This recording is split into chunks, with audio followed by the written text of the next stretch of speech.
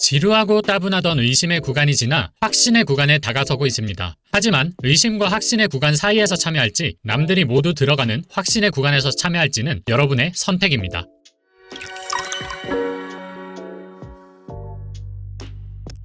안녕하세요, 피터입니다. 비트코인은 지난 금요일 오후 11시에 있었던 잭슨홀 미팅 후 파월의 연설로 인해 현재 65K 근처까지 상승했다가 주말에는 큰 변동성 없이 지나가 64.6K 근처에 자리 잡은 모습입니다. 모두가 주목했던 파월의 연설 내용은 인플레이션 상승 위험은 줄어들었고 고용의 하락 위험이 증가함으로써 연준은 경제 상황에 따라 금리 인하를 고려할 것이다 정도로 정리할 수 있겠는데요. 작년과 재작년의 잭슨홀 미팅 후 연설에서 연준의 매파적인 입장을 지속적으로 밝혀왔던 파월이 이번에는 금리 인하가 확실시되는 비둘기적인 발언을 했다는 점에서 자산 시장은 환호했고 나스닥과 S&P 500과 같은 미 증시 지수와 비트코인 가격은 일제히 반등했습니다. 몇몇 알트코인에서도 꽤나 유의미한 반등이 나와주었는데요. 파월의 연설이 지루하고 고통스럽던 암호화폐 시장에 변동성의 불씨를 주고 간 것 같아 얼마 남지 않은 8월에 이어 9월에는 다시 암호화폐 시장이 활력을 얻게 될 것 같아 저 또한 오랜만에 기분 좋은 주말을 보냈습니다. 자, 그럼 이번 주도 암호화폐 뉴스와 온체인 데이터 분석 내용을 전달드리며 한 주를 시작해보겠습니다. 그리고 오늘은 다가올 반등장에 대비해 알트코인 한 가지를 소개해보도록 하겠습니다. 바로 시작하겠습니다. 먼저 암호화폐 패권을 둘러싼 경쟁이 본격적으로 시작되고 있습니다. 이런 상황 속 각국 정부와 금융기관들은 크립토 시장을 하루빨리 채택하고자 발빠르게 움직이고 있는데 그중 러시아는 모스크바와 상트페테르부르크의 가상자산 거래소를 설립하고 대외 경제활동을 지원할 계획이라고 공식 발표했습니다. 8월 16일 불과 지난주에 거래소 설립 추진을 이야기하고 실행에 바로 옮기고 있으며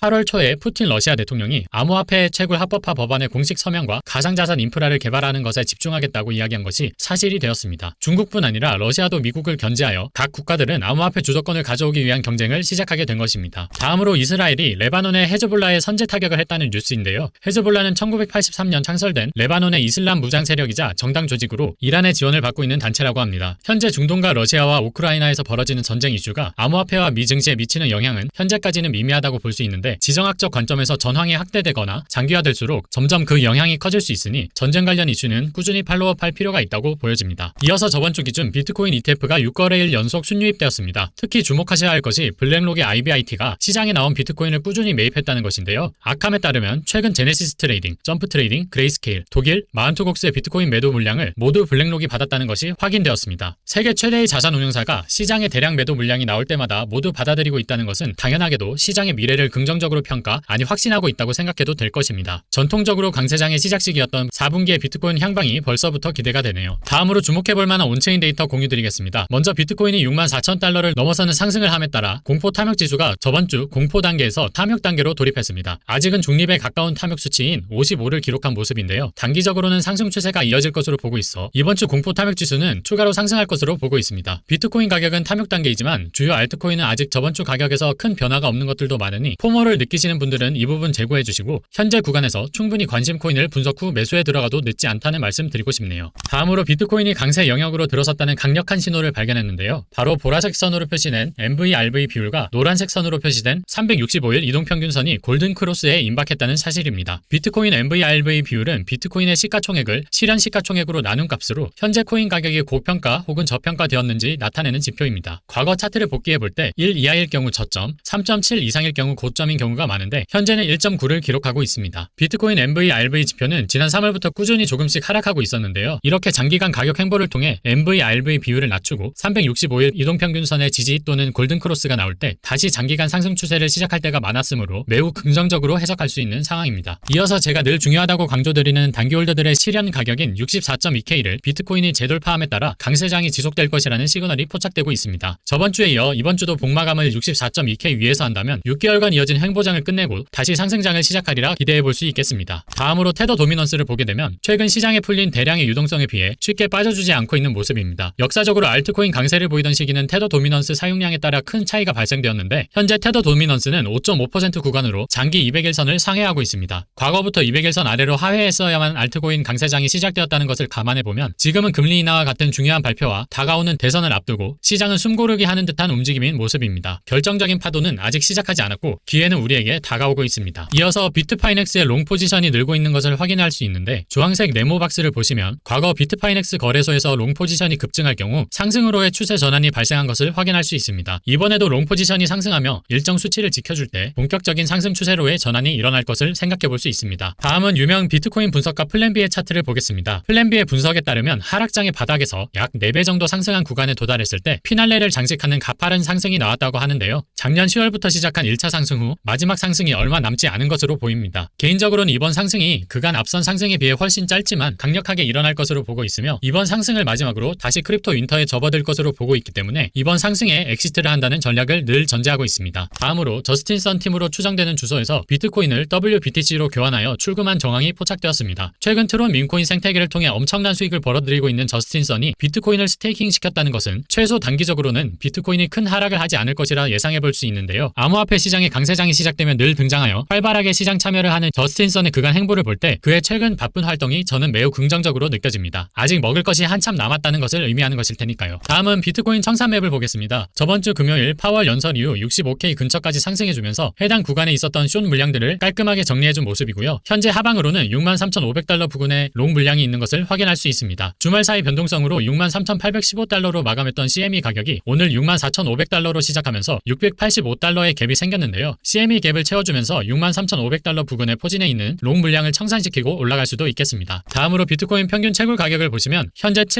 71,178달러로 64,000달러 근처인 현재 가격과 7,000달러 정도 차이가 나는데요. 채굴자들의 항복과 비트코인 과열 수치가 정상화됨에 따라 이 부분의 갭은 메꿔질 것이라 예상되며 현재 채굴자들이 시장에 내놓은 물량이 모두 소화가 되는 시기에 맞춰 비트코인 가격이 상승할 것으로 보고 있습니다. 이어서 오늘의 추천 코인 전달드리겠습니다. 비트코인의 추세 반전이 예상되는 지금 세계 최대의 자산 운용사 블랙록이 적극적으로 지지하고 있는 실물 자산 토큰 RWA 메타에 연관된 비트코인 기반 코인인데다 현재 수많은 기관이 관심을 두고 있는 비트코인 스테이킹 기능을 지원하고 있으며 우리나라를 대표하는 코인 거래소인 업비트에 상장되어 급등할 가능성이 있는 이번 영상의 주인공은 바로 코어 코인인데요. 코어는 비트코인 기반 프로젝트이며 비트코인을 보안하고 스마트 컨트랙트를 지원한다는 목표를 지니고 있습니다. 특히 지난 7월 5일 암호화폐 스타트업인 해밀턴이 발표한 내용에 따르면 비트코인 기반의 토큰화된 미국 체인 허스트를 출시했으며 이를 주도한 코인으로는 업비트에 원화 상장된 비트코인 레이어2의 대표인 스택스와 함께 코어도 포함된다고 언급하고 있는데요. 이를 통해 코어가 비트코인과 RWA라는 키워드를 동시에 지니게 되었으며 비트코인과 RWA 코인들이 강세를 보여줄 때 코어에도 매수세가 몰리면서 코인 가격이 상승하리라 예상할 수 있습니다. 뿐만 아니라 코어는 자산 토큰화 플랫폼인 플래닛과 RWA 관련 파트너십을 체결한 상태였는데요. 여기서 플래닛은 얼마 전에 세계 최고의 축구 선수로 유명한 리오넬 메시하고 협력하여 실물 자산 토큰을 발행하면서 화제가 된 적이 있었습니다. 이는 플래닛과 RWA 분야에서 협력 중인 코어에 대한 인지도하고 투자 수요가 늘어나는 데 도움이 될 수 있습니다. 더해서 코어는 얼마 전에 비트코인 스테이킹을 지원한다고 발표하기도 했으며 이후에 디파이 테크놀로지라는 대형 암호화폐 업체가 1,300억 원 규모의 비트코인을 코어 체인에 스테이킹했다고 알려져 주목받기도 했는데요. 비트코인은 기본적으로 스테이킹이 불가능해서 그동안 비트코인 홀더들은 비트코인을 보유하는 것만으로는 추가 수익을 볼 수 없었지만 코어처럼 얼마 전부터 비트코인 스테이킹을 구현하려는 프로젝트가 많이 나오면서 비트코인 투자자의 눈길을 사로잡고 있었습니다. 또한 기관들이 비트코인 스테이킹 프로젝트에 적극적으로 투자하는 이유는 비트코인 스테이킹이 대중화되었을 때 이를 이용할 것으로 기대되는 대상이 현물 비트코인을 가지고 있는 초대형 기관이기 때문인 것으로 보입니다. 예를 들어 비트코인을 17조 원 규모로 매집한 마이크로 스트래티지처럼 비트코인을 직접 매수하는 대형 고래라든지 세계 1위의 자산 운용사이자 최대 규모의 비트코인 ETF를 운영하고 있는 블랙록처럼 비트코인 현물을 보유해야 하는 비트코인 ETF 운용사도 있고 비트코인 채굴 기업도 추가 수입을 위해서 비트코인 스테이킹을 이용할 가능성이 있습니다. 이처럼 비트코인 스테이킹에 대한 긍정적인 전망 덕분인지 코어도 많은 주목을 받고 있으며 코어 코인에 대한 투자 수요도 증가하면서 가격 상승을 볼 수 있겠습니다. 더해서 코어는 우리나라의 대형 코인 거래소인 빗썸에 원화 상장되기도 했는데요. 여기에 마침 업비트가 최근 들어 RWA 관련 코인을 연속 상장하고 있었으니 한국 시장에 진출한 RWA 관련 코인인 코어가 업비트 상장을 통해 단기 급등할 가능성도 생각해 볼 수 있겠습니다. 그리고 현재 코어는 코인베이스, 비트겟, 우리나라의 빗썸을 포함한 여러 거래소에 상장되어 있으니 참고하시면 되겠습니다. 8월이 얼마 남지 않았습니다. 반감기와 대선이 맞물린 8월은 역사적 바닥임을 과거부터 증명해왔고 아직까지 이번 주, 나아가 다음 주 월봉 마감까지 발생되는 리스크 축소를 신경 쓰면서 정진할 뿐 크게 먹을 수 있는 추세는 아직 나오지 않았습니다. 글로벌 큰손들은 이번 잭슨홀 미팅 이후 확실한 방향성을 제시할 것으로 보이며 눈치가 빠른 구독자분들이라면 아시겠지만 이미 그들은 하반기 강세 사이클에 있어서 대부분의 현금을 소진하여 물량을 매집했다는 것을 데이터가 증명합니다. 지금은 불만과 의심이 가득한 시기임은 부인할 수 없으나 조금만 집중하고 그들의 시야에서 시장을 바라본다면 정답은 이미 나와 있다는 것을 아실 수 있을 겁니다. 오늘 내용은 여기까지고요. 오늘 내용이 도움이 되셨다면 코인소믈리에 채널 구독과 좋아요 부탁드립니다. 이상 피터였습니다. 감사합니다.